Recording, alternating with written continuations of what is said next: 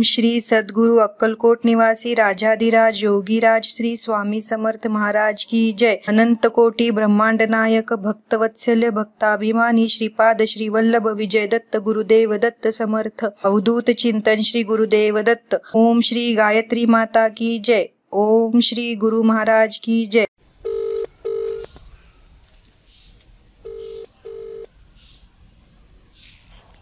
Hello, हा श्री स्वामी समर्थ ताई। तुमचं नाव प्रीती जळीत का? जळीत आहे आणि गाव यवतमाळ जिल्ह्यात आहे माझे। बर बर बर, ठीक आहे। यवतमाळ जिल्ह्यात। हा हा, ठीक आहे। पण ते नोकरीमुळे इथे राहतो आम्ही पुण्याला। बर बर बर, म्हणजे विदर्भातच राहणार। म्हणजे आधी हिंदुस्थान अँटीबायोटिक्स मध्ये होतो आणि मग रिटायर झाल्यावर आम्ही फ्लॅट घेतला इथे। तर पिंपरीला ते स्वामी समर्थांचं केंद्र होतं। तिथे आमच्या घराच्या जवळच होतं एकदम। तर मी सारखी तिथे जायची सवेला, खूप जायची मी। सकाळ संध्याकाळच्या सगळ्या आरत्या अटेंड करायची। कधी कधी मग तिथे साफसफाई म्हणजे झाडू वगैरे सतरंजा घालणं आरतीची तयारी वगैरे त्या सेवेतच होते मी। सगळं स्वामींची सेवा करत होता। सप्ताह वगैरे असायचा ना, तर तेव्हा पण मी असायची 7 दिवस तिथे। वीणा वगैरे सगळं जप सगळं करायची तिथे मग। आणि मग त्याच्यानंतर मला एवढे अनुभव आले म्हणजे त्या नवीन फ्लॅट मध्ये। माझ्या घराची वास्तुशांती नव्हती झाली तर आणि म्हटलं कलश पूजा करून आम्ही राहायला गेलो होतो। तर नंतर मग लगेच तो पण योग आला म्हणजे वास्तुशांतीचा। आणि मुलाचं लग्न पण ठरलं माझ्या। मुलगा इंजिनियर होता टाटा मोटर्स मध्ये। त्याचं लग्न पण ठरलं, वास्तुशांती पण झाली आणि अजून ते घर पण आमचं झालं होतं म्हणजे तिथे। त्या सेवेने मला खूप खूप अनुभव आले असे स्वामी समर्थांच्या। अजूनपर्यंत सेवेत आहे मी म्हणजे असं। आणि मग तिकडे मग मुलांनी अजून मग इथेच घर घेतलं पुण्यात मोठ्या मुलांनी। तिथे पण जवळपासच स्वामी समर्थांचं होतं। मग तिकडे पण मी खूपदा जायची म्हणजे आरतीला वगैरे। म्हणजे तशी बरेचदा जात होती मी, तिथे पण जात होती मी आरतीला। म्हणजे त्यांचे बरेचसे मला हे अनुभव। आणि एकदा काय झालं, माझी आई आणि माझी बहीण माझ्याकडे आली होती तिथे पिंपरीला। तर त्यांनी पण सेवा घेतली होती मठातून। तर त्यांना ते एवढे अनुभव आले विचारूच नका।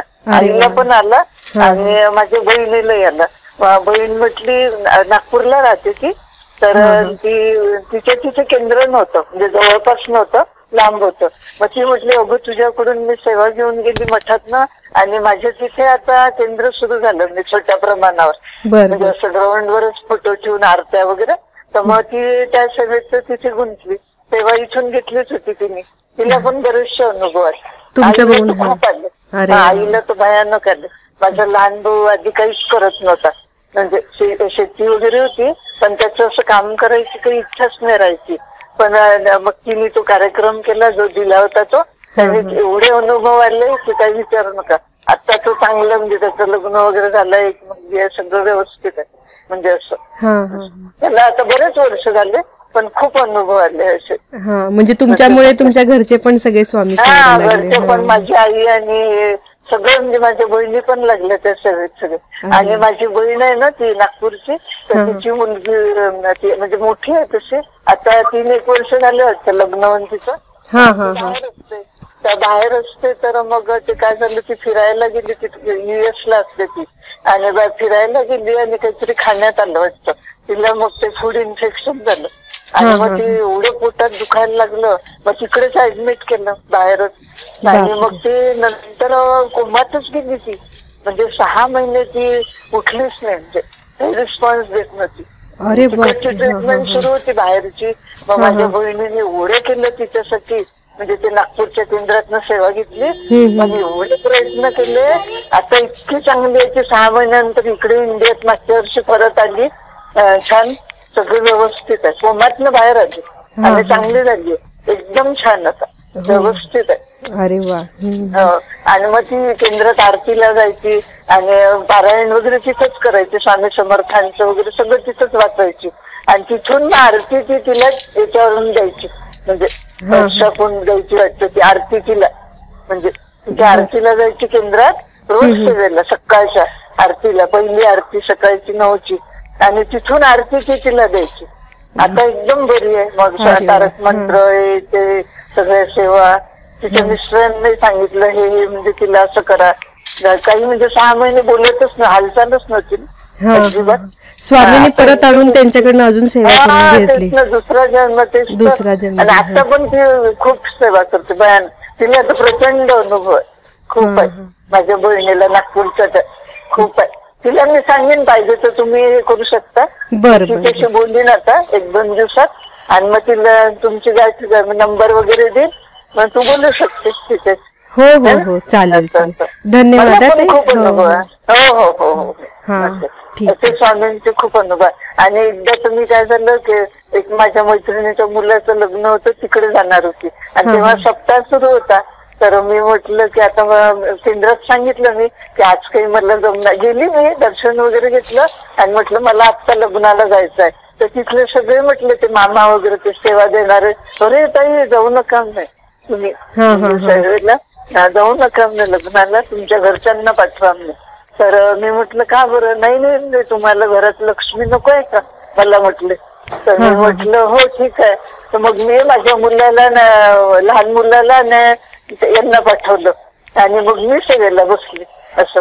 म्हणजे ते लोक मला खूप हे करायचे म्हणजे असं. तिथे जाऊन माझे बरेचसे प्रश्न सुट.